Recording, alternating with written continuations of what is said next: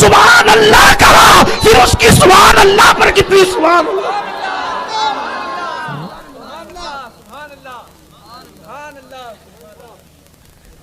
صدیق کو 70 مرتبہ اس نے ڈنگ مار، صدیق نے پیر نہیں ہٹایا، مر جانا گوارا ہے، محبوب کو تکلیف گوارا نہیں ہے۔ وہاں وہی منظر ہوا، آنسو نکلے سرکار کے چہرے پہ۔ سرکار نے کہا کیا ہوا؟ حضور سانپ نے ڈس لیا 70 بار۔ حضور نے لعاب نکالا لگا دیا۔ اب اعلیٰ حضرت، اعلیٰ کشک رسول ہے نا آج، اب اعلیٰ حضرت بیان کرتے ہیں۔ کیا بیان کرتے ہیں؟ توجہ سے سنیں۔ وہ کہتے ہیں مولا علی نے واری تیری نیند پر نماز، مولا علی نے واری تیری نیند پر نماز، اور وہ بھی اثر جو سب سے اعلیٰ خطر کی ہے۔ صدیق بلکہ غار میں جان ان پہ دے چکے، اور حفظ جان تو جان فروز و غرر کی ہے۔ انہوں نے نماز دی، آپ پر قربان کی، انہوں نے جان قربان کی۔ حضور آپ نے کیا کیا؟ اور تو نے ان کو جان، انہیں پھیر دی نماز، پر وہ تو کر چکے تھے جو کرنی بشر کی ہے۔ نتیجہ یہ نکلا، ثابت ہوا کہ جملہ فرائض فروع ہیں۔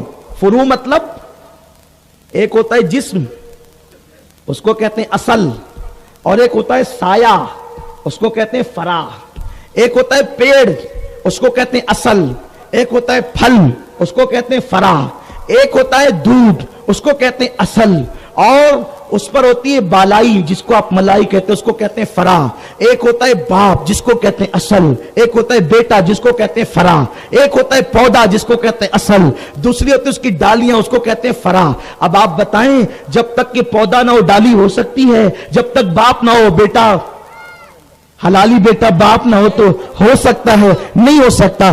دودھ نہ ہو تو بالائی ہو سکتی ہے، جسم نہ ہو تو سایہ ہو سکتا ہے۔ اعلیٰ حضرت کا عشق رسول کہتا ہے ثابت ہوا کہ جملہ فرائض فروع ہیں۔ فروع مطلب جیسے دودھ کے بغیر بالائی نہیں، جسم کے بغیر سایہ نہیں، جس طریقے سے درخت کے بغیر پھل نہیں، جس طریقے سے پودے کے بغیر ڈالیاں نہیں، اسی طرح آپ کے بغیر یا رسول اللہ نہ نماز ہے، نہ روزہ ہے، نہ حج ہے، نہ زکات ہے، نہ خیرات ہے، نہ صدقات ہے۔ یہ سب آپ کی وجہ سے ہے۔ ثابت ہوا کہ جملہ فرائض فروع ہیں، اصل رسول بندگی اس تاجور کی ہے۔ سچی بات تو یہ کہ آپ کی اطاعت کروانا مقصد ہے، ورنہ یہ سارے فرائض فروع ہیں۔ تو میرے آقا صلی اللہ علیہ وسلم کے دیوانوں، عشق مصطفیٰ صلی اللہ علیہ وسلم جان ایمان ہے۔ جب تک آقا سے عشق نہیں کرو گے، آقا سے محبت نہیں کرو گے، اس وقت تک ایمان نہیں ملے گا، ایمان کامل نہیں ہوگا، اور ایمان کامل نہیں ہوگا تو یوں ہی اسی طرح تباہ ہوتے رہو گے۔ آؤ حضور سے عشق کریں، لیکن عشق کرنے کا طریقہ کیا ہے؟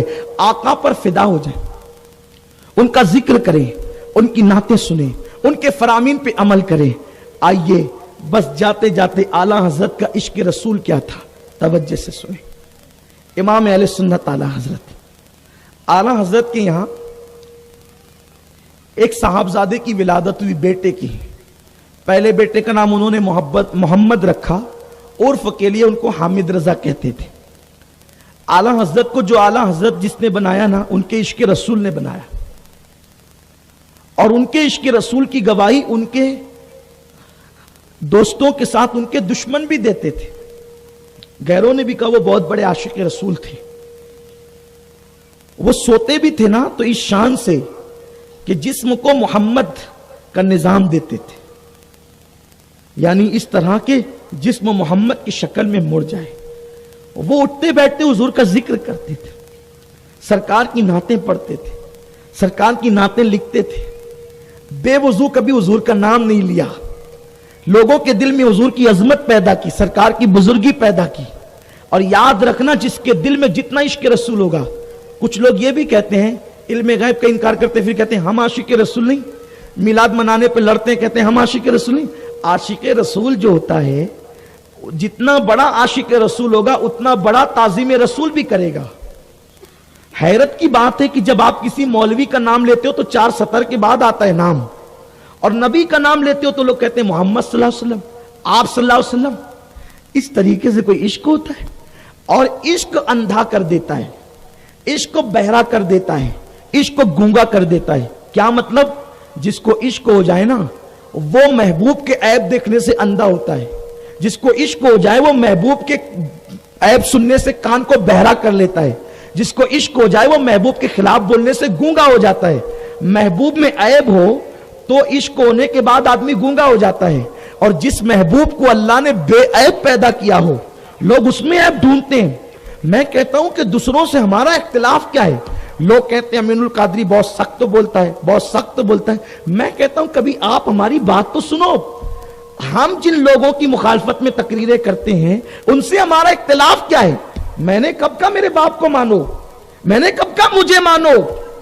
ہم نے کب کہا ہمارے مدرسے کو چندہ دو، دوسروں کو مت دو؟ ہم نے یہ کب کہا؟ ہم تو یہ کہتے ہیں حضور کو ایسا مانو جیسا اللہ نے ماننے کا حکم دیا۔ آپ سے اتنا بھی نہیں ہوتا تو ہم اس کو برداشت نہیں کر سکتے، پھر حضور کے خلاف آپ باتیں کرتے ہیں۔ حضور خود کہتے ہیں جب میں ماں کے پیٹ میں تھا تو لوح محفوظ پہ چلنے والے قلم کی آواز کو سنتا تھا، اور آج کوئی یہ بات کہے کہ حضور تمہارا سلام نہیں سنتے تو ہمیں غصہ آتا ہے، پھر ہم دلیل دیتے کہتے ہیں یہ جھوٹ بول رہا ہے۔ بولو بھائی اتنا حق تو ہمیں ہے نا کہ حضور ماں کے پیٹ میں رہ کر لوح محفوظ کی آواز کو سنتے ہیں، تو کیا قبر کے پیٹ میں رہ کر ہمارے سلام کی آواز نہیں سن سکتے؟ اور حضور نے یہ فیصلہ کر دیا ہے۔ آقا فرماتے جو یوں ہی درود پڑھتے ہیں ان کا درود فرشتے میرے پاس لاتے ہیں، اور جو میرے عشق میں درود پڑھتے ہیں ان کا درود میں خود سنا کرتا ہوں، عاشقوں کی فریاد میں خود سنتا ہوں۔ تو ہم لوگوں کو اتحاد کی ضرورت ہے۔ آؤ اسلامی وحدت کو پارا پارا ہونے سے بچاؤ۔ پہلے ہم اپنے پورے شہر مالیگاؤں کے محلے محلے کو گلی گلی کو متحد کر دیں تاکہ پوری دنیا میں اتحاد کی لہر پھیل جائے۔ لیکن اتحاد کیسے ہوگا؟ جس عقیدے پر 1450 سال سے امت کے سارے علماء، محدثین، مفسرین، اولیاء، صحابہ، تابعین جس عقیدے پر تھے سب اسی عقیدے کی بات کرو۔ نئی بات کوئی نہیں کرے گا، جو بات صحابہ سے ثابت نہیں وہ بات کوئی نہیں کرے گا، اپنی طبیعت سے کوئی بات نہیں کرے گا۔ جو صحابہ نے کیا وہی کرو۔ ہمارے پاس ثبوت ہے، صدیق اکبر جب نام محمد سنتے تو انگوٹھے چوم کر آنکھوں سے لگاتے۔ لوگ کہتے ہیں یہ ضعیف ہے، ہم کہتے ہیں چلو ضعیف ہے لیکن ہے نا۔ مولوی کے قول سے تو وہ صحابی کا قول بہتر ہے نا، اگرچہ ضعیف ہو، ہے تو صحیح نا۔ آپ کی جو جس چیز کی مخالفت کر رہے ہیں اس کے مقابلے میں آپ کے پاس کچھ نہیں ہے اتنی بڑی چیز۔ آپ کسی صحابی کا قول لائیے، اس کے مقابلے میں اگرچہ ضعیف ہی لاؤ کہ صدیق اکبر نے انگوٹھا نہیں چوما تھا، چھوڑ دیں گے، لیکن یہ چیز ہے تو پھر انکار کیوں کرتے ہو؟ اسی لیے میں کہتا ہوں حضور سے جب محبت ہوگی تو محبت انسان کو سب کچھ سکھاتی ہے۔ پیار ہوگا تو سب کچھ ہوگا نا، لیکن محبت ہی نہیں ہے تو تعظیم بھی نہیں۔ حضور کی بے ادبی کرتے لوگ پھرتے ہیں، آقا کریم کے خلاف بکواسیں کرتے پھرتے ہیں، حضور کے لیے یہ بات کتنی بری کہتے ہیں لوگ، معاذ اللہ۔ تم نبی کا میلاد مناتے ہو، کیا نبی ہر سال پیدا ہوتے ہیں؟ بولو یہ رسول پاک کی بے ادبی ہے کہ نہیں ہے؟ ارے نبی کے بارے میں کہتا ہے ہر سال پیدا ہوتے ہیں، تو تو ہر سال پیدا ہوتا ہے؟ تیرا باپ ہر سال پیدا ہوا، ہمارے نبی کے لیے ایسا کہتا ہے؟ پھر میں غصے میں کہتا ہوں تو لوگ کہتے ہیں دیکھو دیکھو کیسے غصے میں کہہ رہے۔ ارے تو نے بات ہی ایسی کی ہے، حضور کی اتنی بڑی بے ادبی کی گالی دی حضور کے لیے، کیا انسان ہر سال پیدا ہو سکتا ہے؟ نبی کے بارے میں تیری جرأت کیسے ہوئی یہ بات کہنے کی؟ اور لوگ سن کیسے لیتے ہیں؟ لوگ کیسے سن لیتے ہیں اس طرح کی باتیں؟ ایمان ہو تو لوگ سن ہی نہیں سکتے، ایمان ہو تو لوگ سن ہی نہیں سکتے۔ جو باپ کا وفادار بیٹا ہوگا باپ کے خلاف کبھی نہیں سن سکتا، اور جو نبی کا وفادار امتی ہوگا وہ نبی کے خلاف کبھی نہیں سن سکتا۔ ہر آدمی ایک ہی بار پیدا ہوتا ہے، حضور بھی ایک ہی بار دنیا میں تشریف لائے، لیکن جیسے قرآن ایک بار نازل ہوا ہر سال اس کا جشن منایا جاتا ہے، میلاد النبی کا جشن بھی ہر سال منایا جا رہا ہے۔ تم نہیں مناتے مت مناؤ، یہ تقدیر کی بات ہے۔ ہم یہ کہتے ہیں کہ فرض ہے سبھی مناؤ، واجب ہے، ہم نے کبھی کہا؟ ہم تو یہ کہتے ہیں عشق کی بات ہے، یہ نغمہ ہے، یہ وہ نغمہ ہے جو ہر سانس پہ گایا نہیں جاتا۔ ہم تو سب کو دعوت بھی نہیں دیتے، ہم تو اتنا کہتے ہیں بلال والو تم مناؤ، ابو بکر والو تم مناؤ، عثمان والو تم مناؤ۔ آپ کہیں گے ابو بکر والوں کو کیوں منواتے ہو؟ میں کہا ابو بکر صدیق کہتے جس نے میلاد میں 1 روپیہ خرچ کیا وہ میرے ساتھ جنت میں جائے گا۔